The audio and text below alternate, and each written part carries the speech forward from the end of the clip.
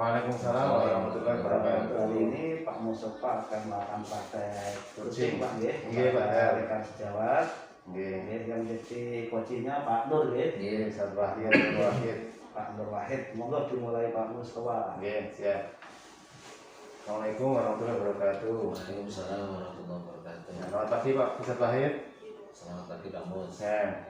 Saya lihat kok sepertinya terlihat nggak semangat begitu Ustaz Wahid. Ada apa kalau sebenarnya? Mungkin nanti saya bisa mencairkan suasana lah biar Ustaz Wahid nggak terlihat lesu begitu Pak Ustaz Wahid. Oh iya. Gini Pak Mus, ada sedikit kendala masalah di kelas pembelajaran saya. Emangnya kenapa Ustaz Wahid?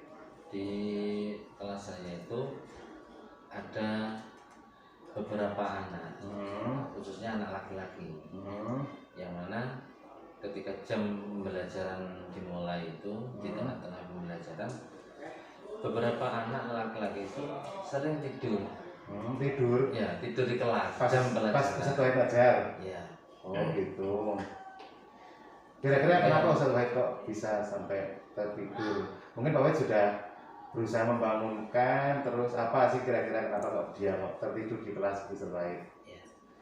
Seringkali saya ingatkan, saya bangunkan, tapi tidur lagi. Saya bangunkan, tidur lagi. Sehingga saya panggil, ada apa? Kenapa kok tidur di jam pelajaran? Seharusnya kan tidak dilakukan seperti itu ketika jam pelajaran. Ternyata alasnya ngantuk, Ustaz. Kenapa? Apa tadi malam begadang?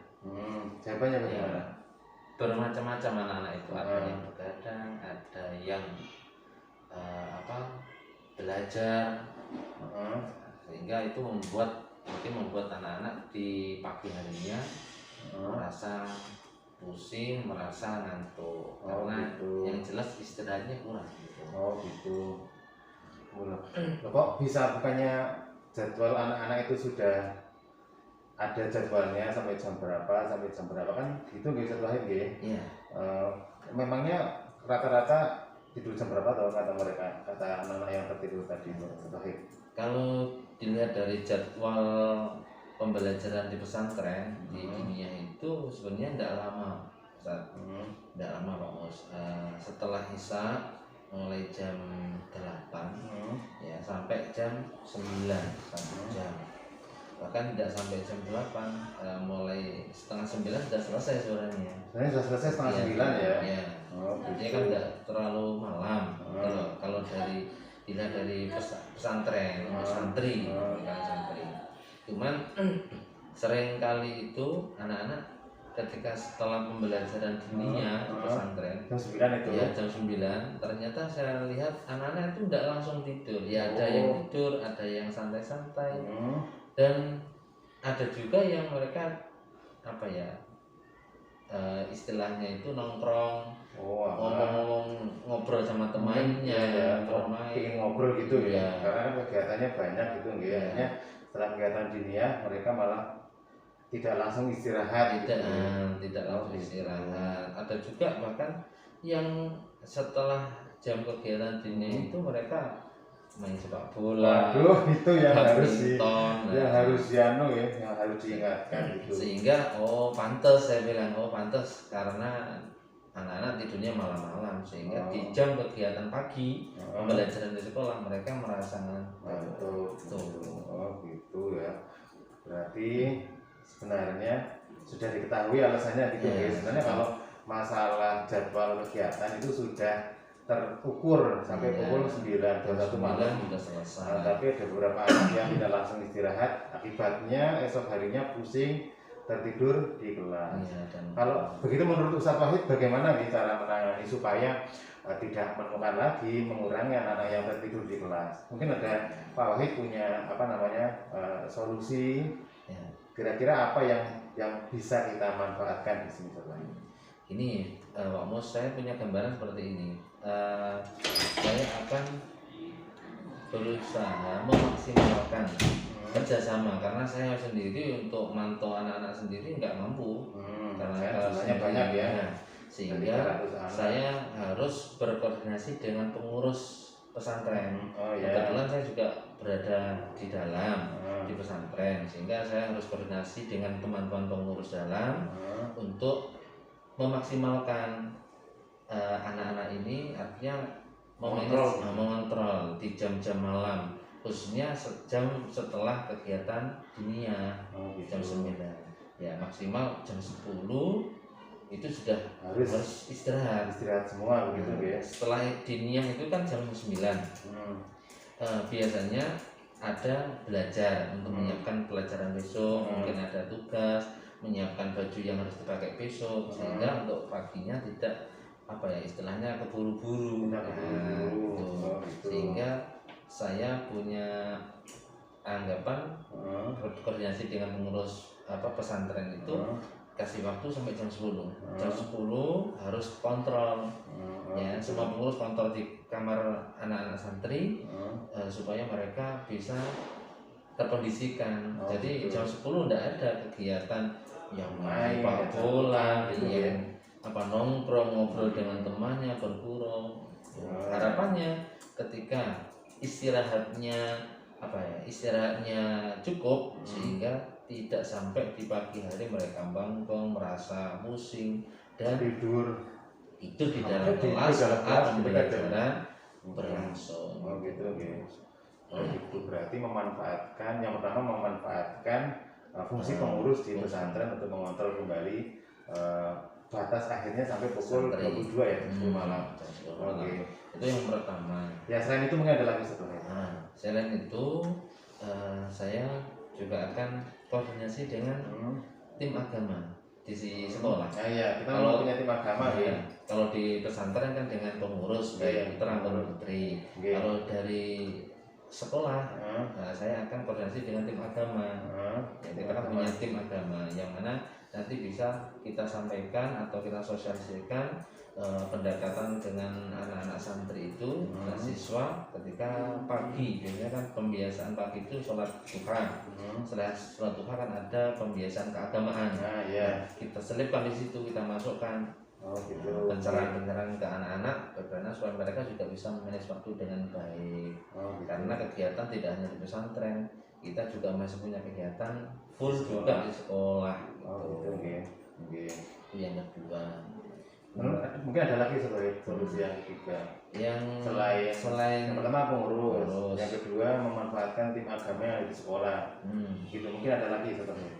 Ada lagi, kita akan koordinasi juga dengan teman-teman guru atau dari wali kelas. Wali kelas ya. Setiap kelas itu kan ada father mother kelas. Ya, sehingga perlu kita sampaikan juga koordinasi dengan teman-teman wali kelas itu, supaya mereka juga ikut membantu mengkondisikan anak didiknya di kelas masing-masing. Ya, terlebih untuk bagaimana supaya bisa menjaga kesehatan, manage waktu dengan baik. Itu. Ya.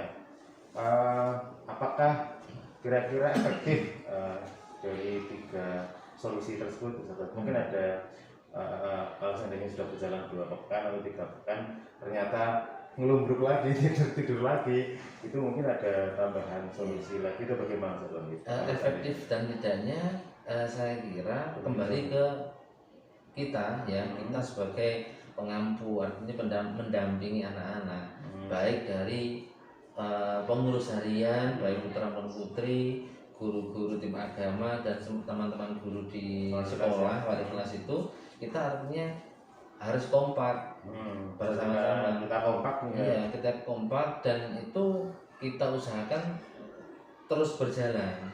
Tidak hanya 1-2 hari saja berjalan untuk mengontrol anak-anak dan menyampaikan penyuluhan, pendampingan ke anak-anak, akan tapi continue terus menerus. Sehingga ketika pembiasaan baik ini dilakukan terus menerus, insya Allah anak-anak akan terbiasa. Ketika ada yang masih tidur di kelas, ya kita sampaikan. Guru-guru setiap masuk di kelas, ketika ada anak-anak siswa-siswi yang tidur, ya kita ingatkan. Nggak seperti itu caranya. Kira-kira mulai kapan Ustaz Farid mau mulai menerapkan ide tersebut tersebut Ustaz? Nah gini, insya Allah nanti malam. Nanti malam saya akan koordinasi dengan teman-teman pengurus dalam dulu, baik putra maupun putri. Saya kumpulkan, koordinasikan, saya sampaikan bahwa masalah gitu ya. ada temuan permasalahan di sekolah ketika jam kegiatan pembelajaran, anak-anak banyak yang tidur. Ketika diingatkan, saya panggil, ternyata kendalanya ada di anak-anak sendiri, gitu loh. Sehingga kita sampaikan koordinasi dengan pengurus seperti ini untuk membantu mengkondisikan anak-anak, ngontrol tiap malam ke kamar masing-masing. Batas maksimal jam 10 harus sudah istirahat, sehingga waktu 1 jam itu kan saya kira cukup untuk belajar, menyiapkan pembelajaran besok, untuk mengerjakan tugas, artinya tidak terlalu lama biar mereka juga belajar memanage waktu dengan baik. Itu ya, jadi supaya teratur gitu ya. Ketika di sekolah ya tidak tidur, waktunya tidur ya tidur gitu. Karena ketika di jam pembelajaran sekolah tidur sangat mengganggu juga. Mengganggu. Itu kan yang berkaitan dengan pesantren. Bagaimana dengan kira-kira mulai kapan koordinasi dengan sekolah? Kalau sekolah, insya Allah besok sudah bisa koordinasi langsung dengan teman-teman guru dan juga dengan agama, supaya ini segera terselesaikan masalah ini. Sepertinya setelah sudah menemukan solusinya ya. Sudah plong Pak Wahid ya. Sudah terlihat semeringah lagi. Ya memang sebenarnya kita butuh sering-sering sharing seperti itu. Diskusi supaya apa yang ada di dalam pikiran Ustaz Wahid bisa tersalurkan ke rekan bisa mencari kira-kira menggali apa yang perlu kita lakukan supaya tidak menemukan permasalahan tersebut. Sudah cukup Pak Wahid ya. Oke. Terima kasih Ustaz Wahid. Sama-sama. Sukses ya. Ya, sukses. Terima kasih. Demikian coaching saya Muhammad Mustafa, calon guru penggerak dari SMP Bustanul Makmur Banyuwangi bersama pendamping individu Pak Ahmad Darmawan dari SMA Taruna Bayangkara Banyuwangi. Assalamualaikum warahmatullahi wabarakatuh. Waalaikumsalam.